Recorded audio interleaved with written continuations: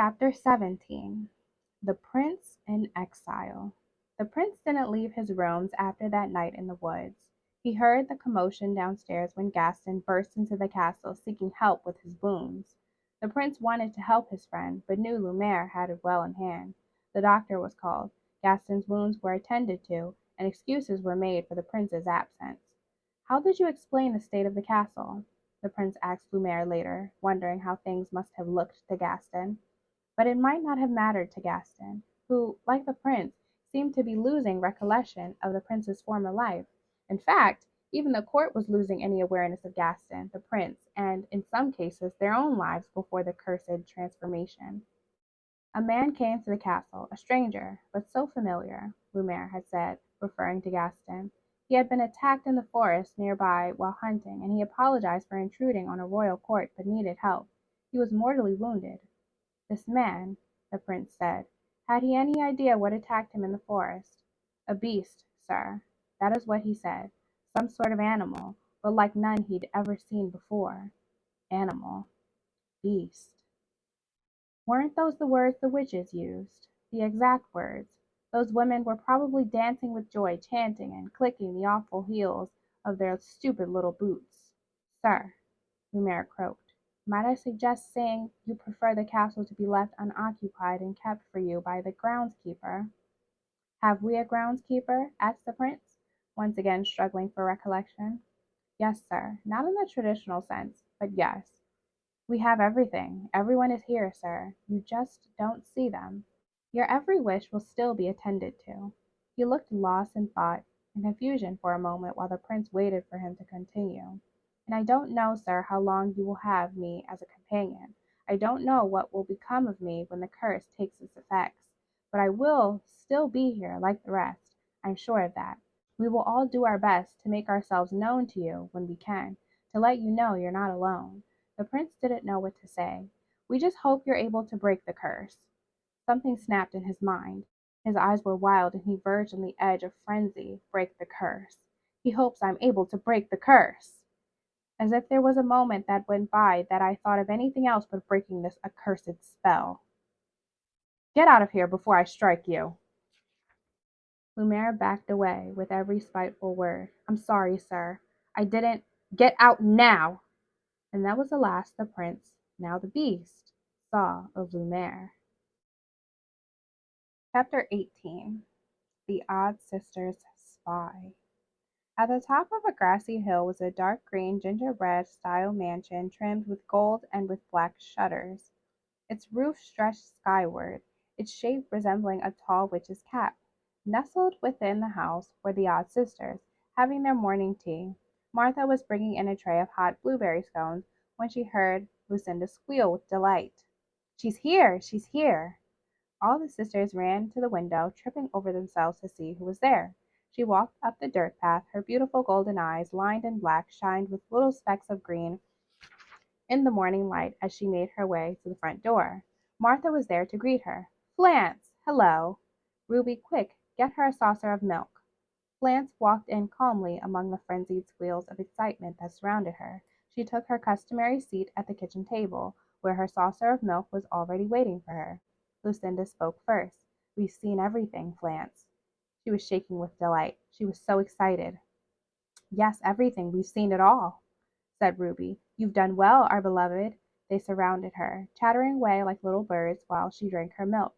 The heels of their boots were making a clicking sound on the wood floor as they sang Flance's praises. Circe came into the room, bleary-eyed, to see why her sisters were in such a blissful tizzy at that early hour.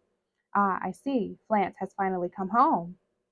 She stroked Flance on the head as she finished up her milk. "And where did you get off to, pretty girl?"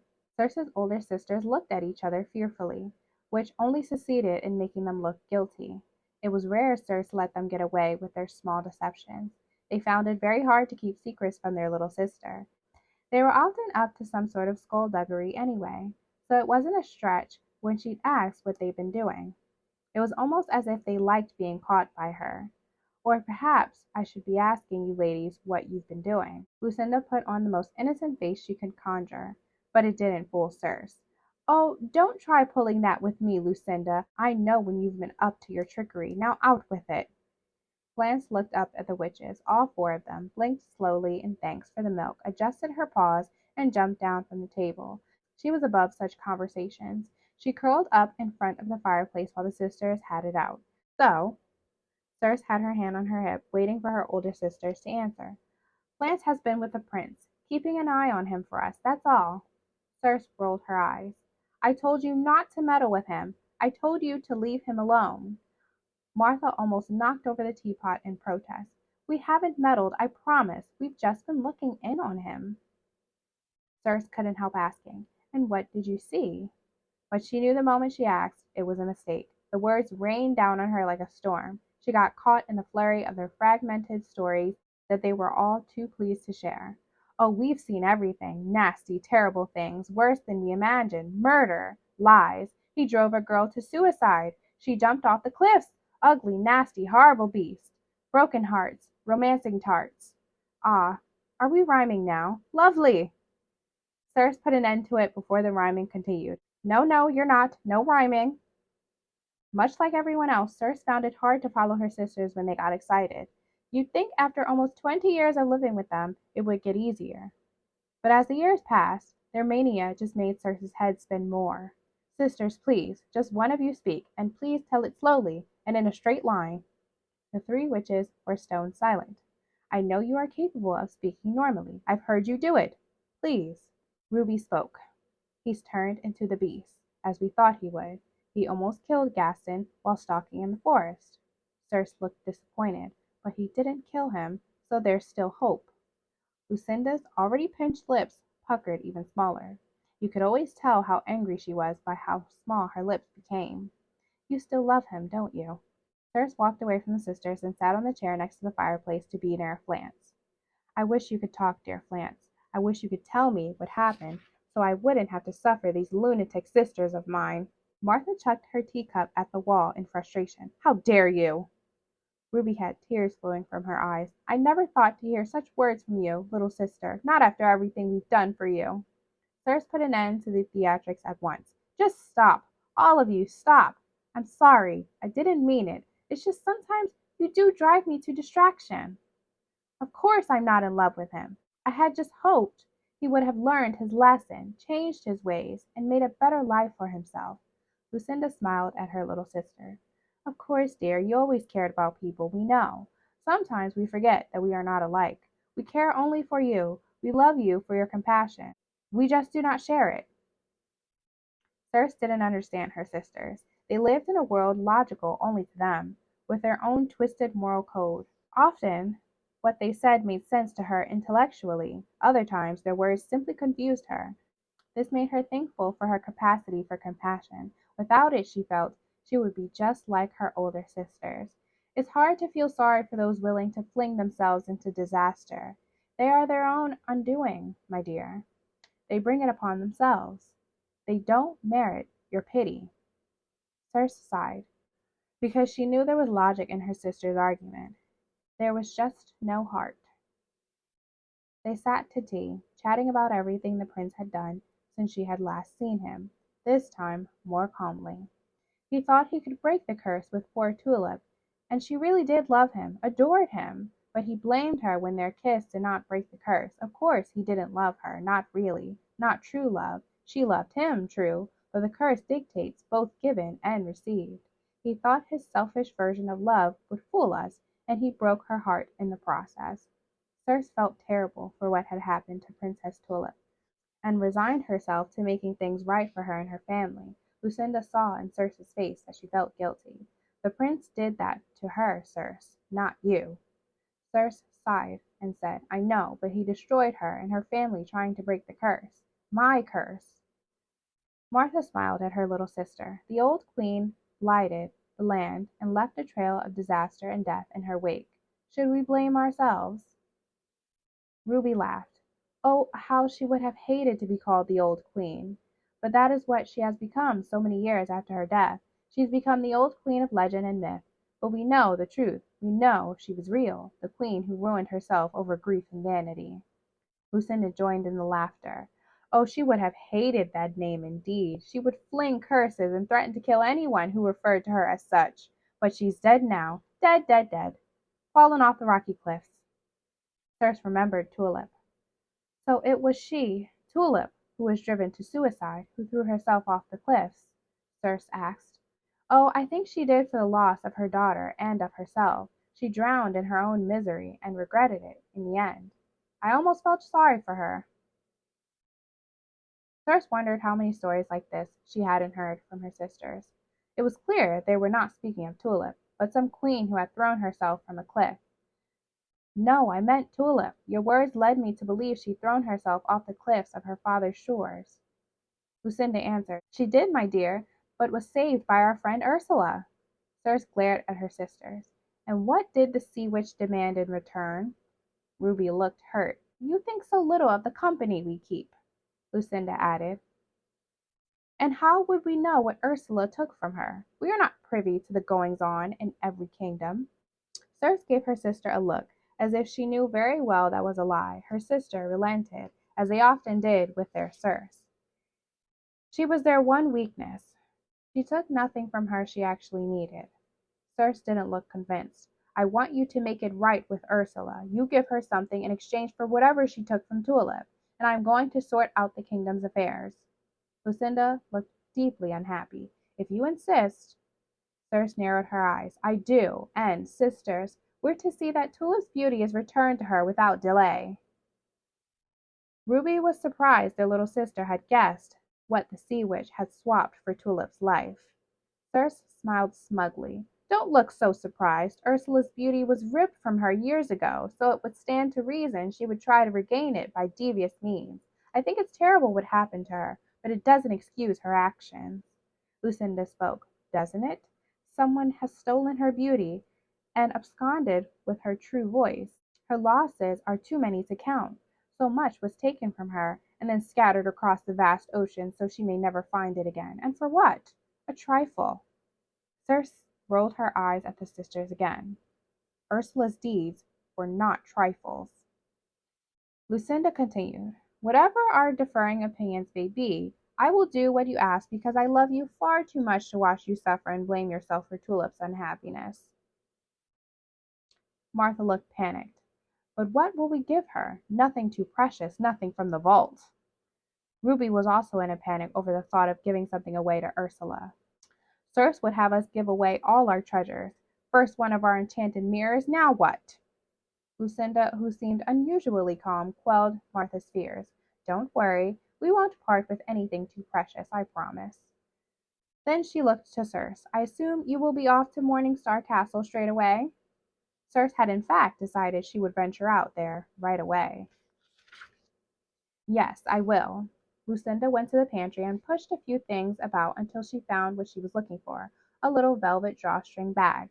When you get there, go to the cliffs and give Ursula this. She will be waiting for you. And she added, Tulip's beauty will be returned. Circe smiled, transforming herself from her just awoken, disheveled state to one that was more presentable for a journey to Morningstar Kingdom. I'll be off then. Don't get into any trouble while I'm away. It may be some time before I return. Chapter 19. The Wolves in the Woods. The beast woke on the floor in a room he seldom visited. It was dark, except for the pink glow of the enchanted rose the sisters had given him on the night of the curse so long ago. Its light was hazy under the protective glass dome that covered it, and its petals were few. His anger and anxiety seemed to have subsided after overhearing Belle refusing to dine with him. The maelstrom of his life had finally stopped spinning in his head, and he was able to focus on the present. The present. Belle. How long had she been here? He could hear her in the hall. She was in the west wing.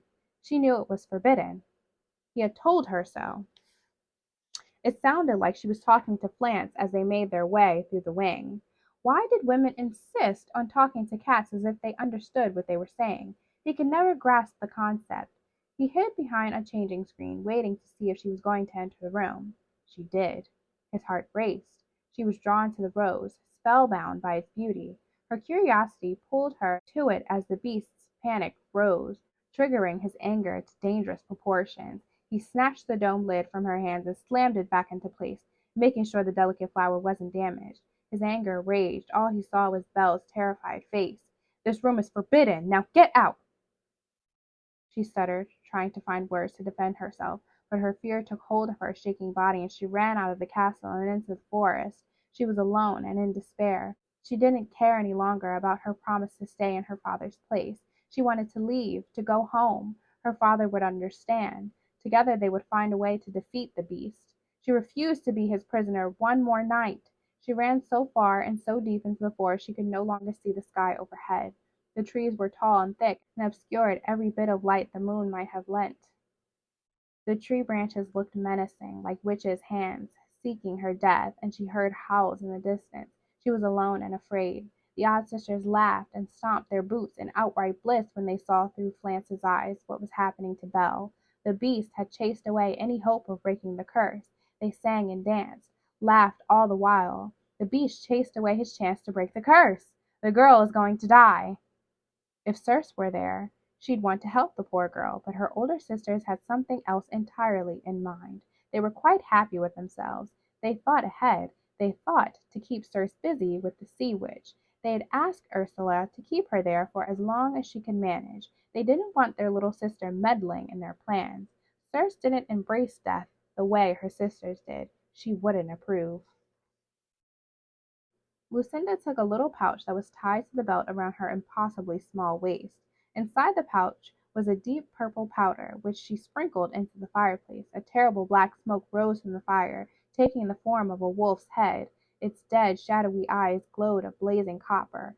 Lucinda spoke. "Send the wolves into the wood, scratch and bite until she bleeds. Kill the beauty in the wood, make him regret his evil deeds." The witches laughed and watched the wolves advance on Belle. They encircled her, growling at her, showing her terrible sharp teeth. They snapped at her, one of them ripping her dress. She screamed. This time the sisters said the words together. "Send the wolves into the wood, scratch and bite until she bleeds. Kill the beauty in the wood, make him regret his evil deeds." Belle screamed again, keenly aware she was about to die. There was nothing she could do. She had nothing with which to protect herself. She looked for something, anything, that she could use as a weapon. The sisters continued their chanting. "Send the wolves into the wood, scratch and bite until she bleeds. Kill the beauty in the wood, make him regret his evil deeds." The wolves were upon her. How she wished she could see her father just one more time before she died. She couldn't bear to think of him living in a world without her. He would be lost. Send the wolves into the woods, scratch and bite until she bleeds. Kill the beauty in the wood, make him regret his evil deeds. The sisters were in a lunatic trance. Lucinda, delving even further into their manic frenzy, changed the chant. "Rip her throat, make her bleed, eat her flesh, my words you'll heed." Something flew past Belle. Another wolf, she thought, but no, it was enormous, far too big to be a wolf. She didn't know what was happening, but the sisters saw. They knew what it was. "Rip her throat, make her bleed, eat her flesh, my words you'll heed." The creature was impossibly large and ferocious, with huge talon-like claws and sharp, terrible teeth. Belle was in sheer panic as the sisters' gruesome chant grew louder and more feverish. "Rip her throat, make her bleed, eat her flesh, my words you'll heed." Belle didn't want to die. She'd hardly had a chance to experience life. So far she'd simply read about the many things she'd like to experience, but she hadn't yet the opportunity to do them. She shut her eyes tightly, trying to be brave, trying not to regret her choices. "Rip her throat, make her bleed, eat her flesh, my words you'll heed." The creature rushed past her, attacking the wolves, killing them all in a bloody slaughter. It all happened so quickly, Belle hardly had time to react before it was over. She looked up and saw she was surrounded by blood. The earth was soaked in it. Everywhere she looked she saw death, blood, fur, and flesh. It was terrible. What sort of monster could do this? She wanted to run, but saw the creature. He looked hurt. The monster that had saved her life was going to die. He was bruised and bleeding and exhausted from the fight. Her heart went out to him. Something inside Belle told her not to run, told her the creature needed her help. The sisters watched in shock, realizing their mistake. They should never have sent those wolves to kill Belle. The beast was chasing her into the woods because he was angry. His rage would have overtaken him, and he would have killed her himself. The wolves were a distraction. The wolves were their mistake. The wolves were dead and scattered on the forest floor. The wolves' blood was black and sticky on the creature's paws. The wolves would bring them together. The witch's only solace was that Belle had seen the beast for what he was. She had seen the violence he was capable of. She will be repulsed by him, sickened by the death that surrounds him. But if any one of us were there, standing near that fire, and could see the looks on the sisters' faces, we would see the sister witches feared the contrary. Why? Because they could see the look on Belle's face. They could detect her compassion for the beast. After all, he had just saved her life. The odd sisters decided they needed to take further action. It's time to send Flance to see Gaston. Oh, yes, sister. I'm sure he would like to know where his dearest Belle has gotten off to. And Ruby added, I bet he would, and I'm sure if anyone could destroy the beast, it would be him.